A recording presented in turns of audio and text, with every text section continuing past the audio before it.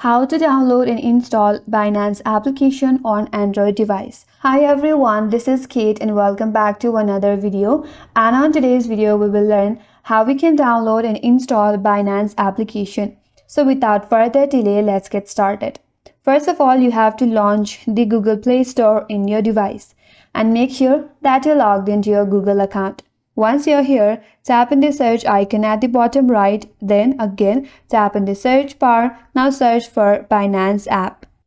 Here tap on Binance ad at the top. If you want to view all the ratings and reviews, scroll down and view all of them.